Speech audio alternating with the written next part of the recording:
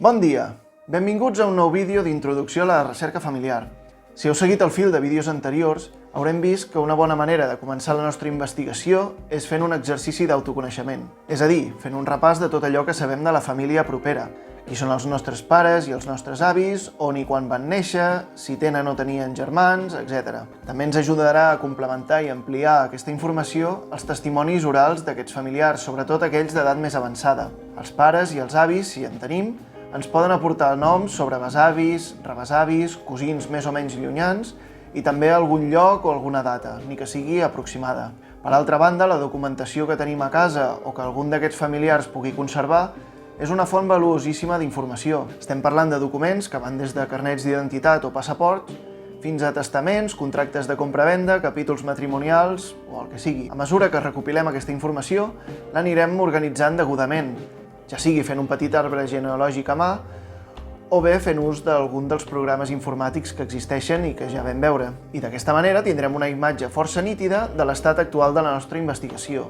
Arribats a aquest punt, ara sí podem recórrer als arxius, en primer lloc per corroborar aquesta informació que ens han donat de memòria i contrastar-la amb documentació fefaent, però sobretot per a basar-nos al que serà la pràctica habitual de la recerca i extreure de cada nou document informació o pistes que ens permetin avançar, a poc, però de forma segura. Per a dates relativament properes, del darrer segle i mig aproximadament, podem recórrer al registre civil. El registre civil recull informació sobre naixements, matrimonis i defuncions, d'una manera similar als registres que l'Església portava mantenint des del segle XVII i dels que parlarem més endavant. Si no dic el contrari, en aquest canal, sempre que parli de registre civil faré referència al registre civil espanyol, que és el que conec. Per tant, algunes coses que diré potser no són del tot aplicables si teniu avantpassats en d'altres llocs. A Espanya aquest registre es va instaurar el 1870, tot i que cal dir que en alguns llocs de Catalunya no va començar a funcionar fins a 1876, ja que a causa de la Tercera Guerra Carlina, molts indrets del país estaven fora del control del govern central de Madrid. A dia d'avui el registre civil depèn del Ministeri de Justícia. En cada municipi es manté el registre on s'inscriuen els naixements, els matrimonis i les defuncions que han ocorregut en aquell lloc. Per tant, del registre civil en podrem treure informació sobre aquests fets vitals d'una persona en un marc temporal que va des de 1870 fins a l'actualitat. Per dates més antigues podem recórrer als registres parroquials. Arran del Concili de Trento, el 1563, l'Església Catòlica va ordenar que cada parròquia portés un registre dels baptismes, matrimonis i enterraments que s'hi celebraven, en els anomenats llibres sacramentals. En aquelles parròquies on s'ha conservat, aquests registres ens permetran retrocedir fins a principis del segle XVII, tot i que també és cert que en alguns indrets ja es va començar a recopilar aquest tipus d'informació des de molt abans.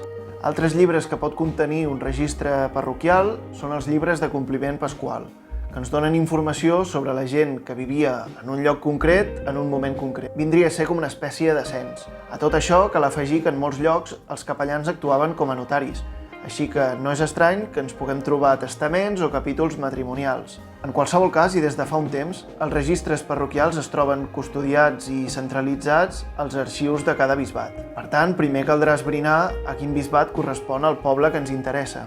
En un arxiu diocesà, a més dels registres parroquials, hi ha altres documents que ens poden interessar des del punt de vista genealògic. Els expedients matrimonials, que no sé si existeixen a totes les diòcesis, però a la de Barcelona segur, són molt útils, especialment si tens molts avantpassats en un lloc on els registres parroquials no s'han conservat. Un altre tipus de document relacionat amb els matrimonis i que és d'enorme utilitat són les dispenses apostòliques, i ens interessen especialment les dispenses d'impediment.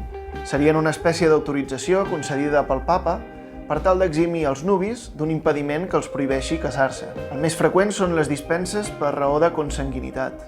Els nuvis havien de demanar permís per casar-se si tenien un avantpassat en comú en un nombre determinat de graus. Normalment estem parlant de cosins de tercer o quart grau, que és el més freqüent, però també es pot donar el cas de cosins segons o fins i tot de cosins germans, tot i que són molt menys freqüents. Com deia, aquests documents són molt interessants des del punt de vista genealògic perquè contenen informació sobre tots aquests avantpassats i venen acompanyats d'un petit arbre genealògic, un petit esquema que ens ensenya de quina manera estan relacionats, però a més les reproduccions de les partides de naixement i de matrimoni d'aquests avantpassats fins a entroncar amb l'avantpassat comú.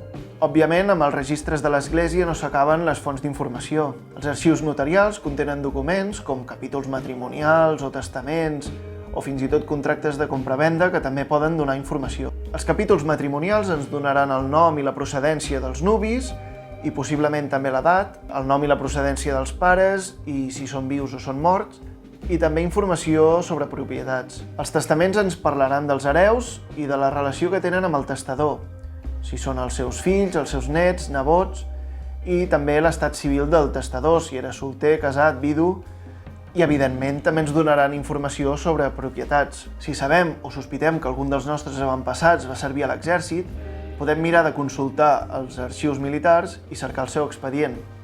Jo de moment no m'hi he trobat, així que tampoc en puc parlar gaire. Aquests només són alguns exemples. Evidentment, les fonts d'informació són múltiples i dependran molt en funció del cas que ens trobem. Si us ha agradat el vídeo, feu clic al botó m'agrada d'aquí sota i sobretot no us descuideu de subscriure-us al canal.